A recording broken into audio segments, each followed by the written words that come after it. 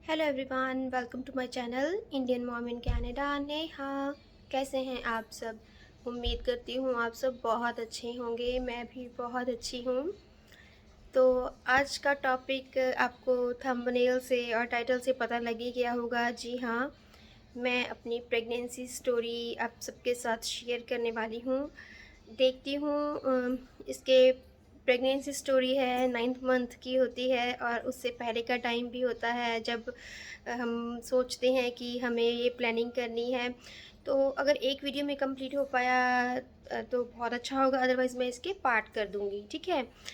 तो हाँ जी, जैसे जो मेरे रेगुलर व्यूअर्स हैं उनको पता है कि मेरे पास 2 बच्चे हैं। मेरा बेटा आरव एंड फिर है अनाया मेरी बेटी, जो अभी 21 मंथ्स की है। एंड मेरी जर्नी उन बच्चों के साथ चल रही है। एंड यस, मैं कनाडा में रहती हूँ, आपको पता ही है। तो मैं अपनी जर्नी आपसे शेयर करना चाहती हूँ। तो चलिए फिर इस वीडियो को एंड तक देखिएगा, क्योंकि आपके मन में जो भी क्वेश्चंस होंगे वो धीरे धीरे क्लियर होते जाएंगे। हाँ जी, तो सबसे पहले मैं आपको बताती हूँ कि आरव और अनाया है जो, इन दोनों में 6 इयर्स का गैप है। एंड जब मुझे सेकंड बच्चा प्लान करना था तो मन में बहुत सारे डाउट्स थे कि एज गैप बहुत ज़्यादा हो जाएगा, लोग क्या कहेंगे, या लाइक वो इंडियन लोगों की मेंटालिटी जो होती है वो मेरे सामने आ रही थी। दो मैं कनाडा में रहती हूँ, बट वो चीज़ें मेरे माइंड में आ रही थी कि एज भी बढ़ती जा रही है और यहाँ पर कोई है भी नहीं देखने वाला, तो सब चीज़ें कैसे मैनेज हो पाएंगी। पर उसके बावजूद मैंने सोचा कि नहीं, मुझे सेकंड बेबी चाहिए। एंड लेकिन पहले मेरे पास बेटा था तो मुझे था कि मुझे बेटी ही चाहिए। तो जब हम कनाडा आए उस टाइम पे आरव 6.5 मंथ्स का था। तो हमने स्टार्टिंग में बहुत स्ट्रगल की है, क्योंकि छोटे बच्चे के साथ हम दोनों जॉब्स भी करते थे और बड़ी मुश्किल से वो टाइम निकाला। बट बाय गॉड्स ग्रेस सब कुछ अच्छा हो गया। तो देखिए, जब जैसे जैसे हम स्ट्रगल कर रहे थे, आरव भी हमारे साथ स्ट्रगल कर रहा था। आरव बड़ा हुआ तो वो टाइम बहुत मुश्किल से निकाला, है ना। एंड फिर सोचा कि लाइक लोग मुझे बोलते थे, या बहुत से लोगों का कहना था, बेटा है फाइन, दूसरा बच्चा करके क्या करोगे, और ठीक है। तो मतलब मैंने कहा कि सबकी अपनी अपनी थॉट होती है, बट नहीं, मुझे बेबी चाहिए। हालांकि मैं आपको बताना चाहती हूँ, जब आरव हुआ था बहुत मुझे प्रॉब्लम्स आई थी। एंड उसके बाद मैंने ना कानों को हाथ लगाया था कि मुझे सेकंड बेबी नहीं करना। इतनी ज़्यादा प्रॉब्लम्स फेस करनी पड़ी थी मुझे। तो मेरे हस्बैंड ने भी बोला कि तुम तो कहती थी कि तुम्हें अभी सेकंड बेबी नहीं चाहिए। इवन कोई पूछता भी था तो मैं कहती थी मुझे बेबी नहीं चाहिए। तो फिर उन्होंने बोला एकदम से तुम्हें अभी बेबी कैसे चाहिए, क्या है ना। मैंने कहा नहीं, मुझे सेकंड बेबी चाहिए। एक तो आरव को खेलने के लिए कोई बहन ये मिल जाएगी। मैं हमेशा बहन ही बोलती थी। और दूसरा, हम सब त्योहार मनाने अच्छे हो जाएंगे, बहन भाई होंगे। एंड मुझे लड़की चाहिए थी, ये भी फैक्ट था। तो मेरे हस्बैंड कहते ठीक है, चलो मान लेते हैं कि हम प्लान करते हैं बेबी, बट अगर लड़की नहीं हुई तो क्या फिर तुम थर्ड टाइम चांस लोगी? तो मैंने कहा नहीं, हो जाएगी, मुझे पक्का पता है हो जाएगी। डर तो होता था, पर उनको मनाने के लिए मैं ऐसा बोलती थी कि नहीं, मुझे पता है कि बेटी हो जाएगी, है ना। तो एक डर था कि हम जब आरव 4 साल का हो गया तो मैंने अपने हस्बैंड को मनाना शुरू किया था। मनाते-मनाते मुझे 1 साल लग गया। तो जब फाइनली वो 5 साल का हो गया या होने वाला था, तो मैंने इनको मना लिया था। तो हमने प्लानिंग शुरू की, है ना। एंड फिर मेरे हस्बैंड बोले कि चलो ठीक है, उनको पता है ये ज़िद्दी है, ये मानेगी नहीं, तो चलो, है ना। मैंने, पर ये भी डर था कि इतने टाइम के बाद ट्राई कर रहे हैं कि शायद प्रेगनेंसी ना हो, क्योंकि अगर ज़्यादा गैप हो जाता है तो समटाइम्स प्रेगनेंसी नहीं भी होती है। बहुत डर लगता था उस टाइम पे। बट बाय गॉड्स ग्रेस ऐसा कुछ प्रॉब्लम नहीं आई कि मुझे प्रेगनेंसी हो गई। तो जी, प्रेगनेंसी हुई। एंड फिर जैसे मुझे तो पता, लाइक मुझे इंट्यूशन भी हो गई थी और कुछ प्लान कर रहे थे तो था कि होगी प्रेगनेंसी। पर कंफर्म करवाने के लिए डॉक्टर के पास गए और फिर भी मन में बहुत सारे डाउट्स थे कि जैसे मैं जॉब पर जा रही थी एंड मैं डे केयर में जॉब करती थी, तो कभी-कभी हमें बच्चों को उठाना भी पड़ता था। तो इस केस में मुझे ये था कि मैं मुझे पता है मेरी फर्स्ट प्रेगनेंसी कैसे रही है। मैं इतनी स्ट्रॉन्ग नहीं हूँ कि हैवी चीज़ें उठाऊँ या बच्चों को उठाऊँ प्रेगनेंसी में। तो मुझे डर था कि मैं यहाँ पर जैसे जॉब्स होती है बहुत हार्ड हो जाती हैं। 8 घंटे की जॉब में आपको ज़्यादा बैठने को नहीं मिलता, आपको अपना काम करना होता है। तो इन सब के बावजूद भी मैंने रिस्क लिया। मैंने कहा नहीं, यहाँ की लेडीज़ भी तो सब कुछ मैनेज करती हैं। अगर वो कर सकती हैं तो व्हाई नॉट मी, मैं भी करूँगी। पर डर था मुझे, है ना? फिर क्या हुआ, जॉब भी कंटिन्यू कंटिन्यू कर रही थी और यहाँ पर कोई हेल्प के लिए भी नहीं था। स्टार्टिंग में बहुत ज़्यादा तबीयत ख़राब रहती थी एंड मैंने अपने हस्बैंड को बोला कि पर बोला क्या, मैं उनको कुछ बोल भी नहीं सकती थी क्योंकि मुझे पता था ये मेरा डिसीज़न है। उन्होंने मुझे बहुत बोला था कि हेल्प के लिए कोई भी नहीं होगा, सब कुछ खुद से मैनेज करना होगा या सारा कुछ। तो मैं उनके पास किस मुँह से कंप्लेंट करूँ कि मेरी तबीयत ख़राब नहीं है, मुझसे ये नहीं हो रहा या मुझसे जॉब नहीं हो रही, क्योंकि ये था जॉब तो करनी ही है ना? और फिर मैंने क्या किया, करती रही जैसे और मुझे ये था कि अगर भगवान चाहेगा तो प्रेगनेंसी अच्छे से कंप्लीट हो जाएगी सब कुछ, चाहे कितनी भी दिक्कत आओ। मेरा ये विश्वास भगवान पर था।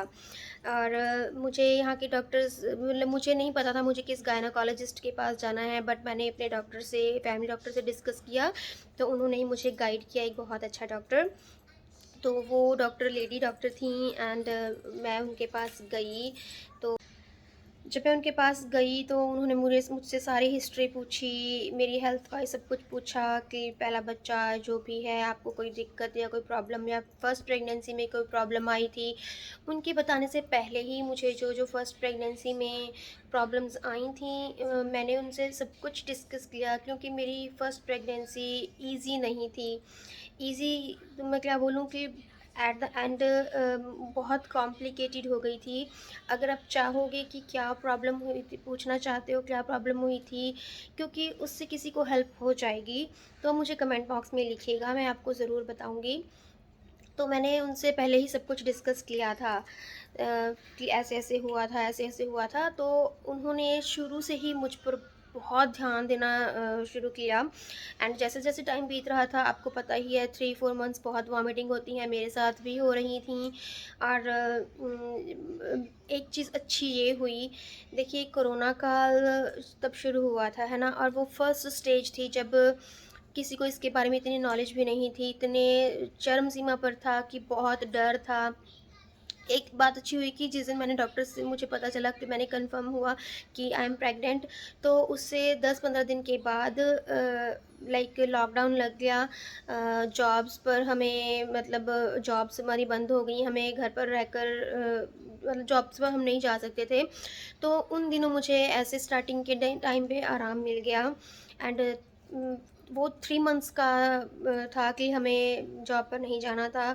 तो फिर वो आगे और एक्सटेंड हो गया। मैं बहुत खुश हुई कि चलो मेरे 3 मंथ्स ऐसे निकल जाएँगे कि मुझे कुछ हैवी चीज़ें नहीं उठानी, और स्टार्टिंग में बहुत नींद आती है या वॉमिटिंग होती है, काम करने को मन नहीं होता। वो सब मेरे साथ भी था, तो वो पीरियड मुझे रेस्ट मिल गया था। और फिर तो कहते हैं कि 3 मंथ्स के बाद तो कोई दिक्कत होती नहीं है, मीन्स बच्चा अच्छे से डेवलप हो जाता है। स्टार्टिंग का टाइम थोड़ा-सा डिफ़िकल्ट होता है। तो 3 मंथ्स मेरे ऐसे निकल गए, पर फिर मुझे दोबारा से पता चला कि एक्सटेंड हो गया है, अभी भी जॉब पर नहीं जाना है। तो मैं मतलब बहुत खुश हुई कि देखा ना, भगवान जो करते हैं अच्छे के लिए करते हैं। उस टाइम कोरोना काल में बहुत दिक्कतें हो रही थी लोगों को, बहुत लोगों की फैमिली मेंबर्स इस प्रॉब्लम से जूझ रहे थे। मैं उसके लिए मुझे अच्छा नहीं लगता था, बट फॉर मी मुझे था कि गॉड ने जो किया है अच्छा किया है, कि इसके थ्रू मुझे रेस्ट मिल गई है, क्योंकि मुझे पता है अगर ड्यूरिंग प्रेगनेंसी मैं एवरी सिंगल डे वर्क करती तो ये मेरी प्रेगनेंसी अच्छे से नहीं होनी थी, मुझे कोई ना कोई दिक्कत हो जानी थी। तो मेरे लिए वो कोरोना टाइम बहुत अच्छा रहा। तो फिर जब एक्सटेंड हुआ, 2 मंथ्स और एक्सटेंड हुआ, तो मुझे याद है 5th मंथ मेरे घर पे ही कंप्लीट हो गए थे। मैं बहुत खुश थी और टाइम भी पास आ रहा था। बस थोड़ा-सा जब देखो टमी दिखना शुरू हो जाता है और जब मैं जॉब पर गई तो मुझे थोड़ा-सा तो था कि सब पूछेंगे कि ये वो, कोई मज़ाक उड़ाएगा या कोई कुछ भी। बट यहाँ पर लोग ऐसा नहीं करते हैं। मुझे वो इंडियन मेंटालिटी वाली थोड़ा-सा लग रहा था कि लोग करते हैं कि वो देखो ये वो। तो पर नहीं, ऐसा कुछ नहीं हुआ। मैं जॉब पर गई, जो मेरे बहुत नियर एंड डियर वन्स थे उन्होंने मुझसे बोला कि ऐसा है, मैंने कहा, उन्होंने मुझे कांग्रेचुलेट किया एंड एवरीथिंग वाज़ फाइन। हालाँकि मुझसे पूछ रहे थे सभी कि बेटा है या बेटी, तब तक मुझे नहीं पता था। तो सब लोग सोच रहे थे कि नेहा शायद बता नहीं रही है, पर ऐसा नहीं था कि मैं बता नहीं रही थी, क्योंकि कोरोना की वजह से मेरी अपॉइंटमेंट्स 2 मंथ्स बाद हो रही थी, क्योंकि डॉक्टर मुझे बोल रहे थे कि हेल्दी प्रेगनेंसी चल रही है, कोई दिक्कत नहीं है, बच्चा अच्छे से ग्रो कर रहा है। तो वो कोरोना की वजह से ना क्लिनिक पर नहीं बुलाते थे। अगर उन्होंने बोला था कि इमरजेंसी हो तो कॉल करना या कुछ पूछना हो तो कॉल करके पूछ लेना, है ना? तो फिर इस वजह से नहीं तो यहाँ पर मुझे लगता है 4th मंथ में या 5th मंथ में बता देते हैं जेंडर, अगर आप पूछना चाहते हो, है ना? बहुत से लोग नहीं पूछते हैं, बहुत से लोग पूछ लेते हैं। मैंने पूछ लिया था बिकॉज़ मुझे बहुत क्यूरियोसिटी थी कि मुझे बेटी चाहिए और बेटी ही चाहिए, है ना? एंड जब मैं डॉक्टर के पास गई तो उन्होंने मुझे बोला भी कि ओके, आपके पास पहले बेटा है तो अभी तो आपको कोई टेंशन नहीं कि बेटा हो या बेटी हो। तो इवन मैं ये सुनकर भी बहुत हैरान थी कि यहाँ पर भी लोग ऐसा करते हैं। तो यस, ये चीज़ तो होती ही है कि बेटा-बेटी, है ना? बस हाँ, ये है कि इतना लाइक इस वजह से होता है कि चलो दोनों चीज़ें होनी चाहिए, बच्चा लड़का-लड़की, तो लाइक अच्छा होता है ना? अदरवाइज़ लड़कियाँ तो किसी चीज़ में यहाँ पर तो बिल्कुल भी पीछे हैं ही नहीं है, हैं? तो फिर उन्होंने मुझे बोला कि आप ऐसे 2-2 महीने के बाद आना। और मुझे ये तो हो रहा था कि ये मुझे बता ही नहीं रहे हैं कि मुझे पूछना पड़ेगा या फिर कब बताएँगे। तो मैं वेट करती रही। तो एक बार जब मैं 5th मंथ में या 6 मंथ में जब मैं डॉक्टर के पास गई तो उन्होंने मुझसे पूछा कि आपको पता है आपके पास क्या होने वाला है? मैंने कहा नहीं। कहते आपका वो टेस्ट हो गया? मैंने कहा नहीं। तो उन्होंने बोला ऐसा कैसे? फिर वो मैंने कहा कि आप 2-2 महीने के बाद बुला रहे हो, उस चक्कर में मिस हो गया होगा। तो वो कहते हाँ। तो उन्होंने मुझे राइट अवे लिख के दिया कि आप उस हॉस्पिटल में जाओ और चेकअप करवाओ। तो फिर मैं गई, मैंने कहा कि वो मुझे साथ के साथ बता देंगे या कैसे? तो वो कहते कि आप जाओ पहले करवाओ, फिर हम बाद में बात करते हैं।